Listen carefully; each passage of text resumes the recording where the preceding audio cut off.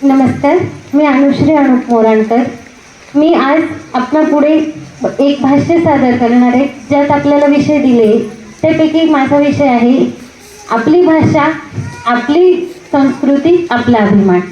भाषा भाषा म्हटली तर आपण बघितलं तर प्रत्येक 12 कोसावर भाषा बदलत असते. आता याचे उदाहरण जर आपण बघितले तर आपण आज इथे एवढे जण जमले आहोत, तर प्रत्येक जण कुठे ना कुठे राहते आणि प्रत्येक आपली भाषा जरी मराठीच आहे, परंतु ती भाषा प्रत्येक भागात, प्रत्येक प्रांतात वेगवेगळ्या प्रकारे बोलली जाते. तिचे स्वरूप वेगळे असते, भाषेची लकब वेगळी असते. अशी ही आपली मराठी भाषा. मराठी भाषा ही अत्यंत सुंदरतेने नटलेली भाषा आहे. आणि माझ्या मराठी मातीचा लावाल लाटात टिळा, हिच्या संगाने जागल्या दर्या खोऱ्यातील शिळा. ही अशी आपली अत्यंत सुंदर मराठी भाषा आपल्याला लिखित स्वरूपात आपल्या कवींनी दाखवून दिलेली आहे. ह्या कवींचे नाव आहे कुसुमाग्रज, म्हणजेच यांनाच आपण वि.वा. शिरवाडकर देखील म्हणतो. आणि कुसुमाग्रजांनी आपल्या पुढे मराठीचा एक ठसा अगदी छान पद्धतीने मांडून ठेवलेला आहे. म्हणजे आपली मराठी भाषा किती समृद्ध आहे याचे जर उदाहरण पाहिजे असेल तर आपण वि.वा. शिरवाडकर यांचे जर पुस्तक वाचले, कविता वाचल्या, त्यांच्या लेखनातून आपल्याला दिसेल. अशी ही आपली मराठी भाषा आहे.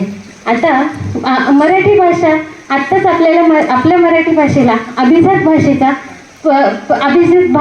भाषा देखील प्राप्त झालेली आहे. त्यानंतर येते आपली संस्कृती. आपली संस्कृती म्हणजे काय? सण, रूढी, परंपरा, लोककला यांनी नटलेली आपली संस्कृती आहे. आता आपण बघितले सण उत्सव, तर सण उत्सव म्हणजे काय?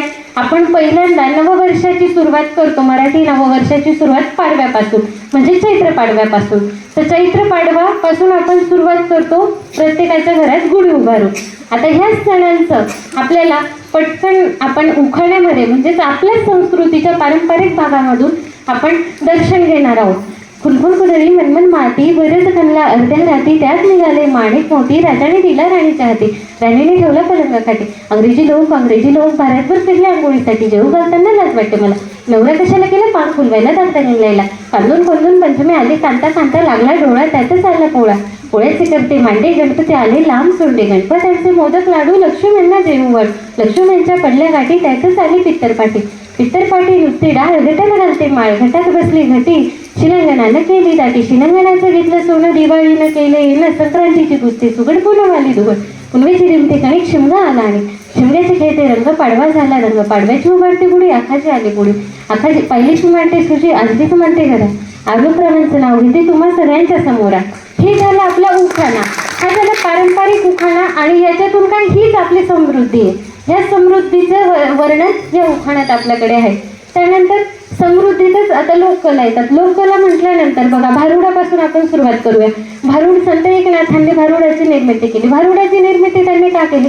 तर समाज प्रबोधन करण्यासाठी त्या काळी भारुडाची निर्मिती संत एकनाथांनी केली. त्यानंतर येतो गवळण. गवळण म्हणजे काय? तर कृष्णाच्या ज्या रासलीला होता, राधाकृष्णाच्याच त्या गवळणींमधून आपल्याला बघायला मिळते.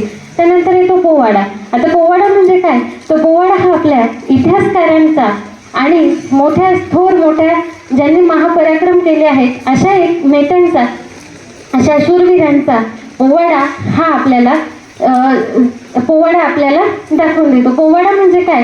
तो पोवाडा हा शाहीर गातो आणि शाहीर गात असताना आपल्याला इतिहासातल्या प्रत्येक गोष्टीची आठवण करून देतो, तो पोवाडा असतो. त्याच्यानंतर पुढचा भाग येतो जात्यावरच्या ओव्या. जात्यावरच्या ओव्या जर आपण बघितल्या तर पूर्वी घरी दळण दळायचे तेव्हा जात्यावरच्या ओव्या गायचे. आणि जात्यावरच्या ओव्यांमध्ये सगळ्यात पहिले आणि सगळ्यात प्रसिद्ध जर आपण बघितले आपल्याच खानदेशातील बहिणाबाई चौधरी यांच्या आपण ओव्या समजू शकतो. अरे संसार जसा तवा चुल्यावर, आधी हाताला चटके मग मिळते भाकर. ही झाली आपली संस्कृती. अशी ही मराठी आपली संस्कृती अगदी सुंदरतेने नटलेली आहे. आपण जर खरंच याचा अभ्यास केला, खरंच याचा विचार केला तर अतिशय छान अशी नटलेली ही आपली मराठी संस्कृती आहे, आपली भाषा आहे. आणि ह्या भाषेच्या, ह्या संस्कृतीचाच मला सार्थ अभिमान आहे. आणि ह्या अभिमानासाठी आपल्याला कौशल इनामदार यांनी एक सुंदरसं गीत मराठी अभिमान गीत दिलेलं आहे. ते गीत असे की लाभले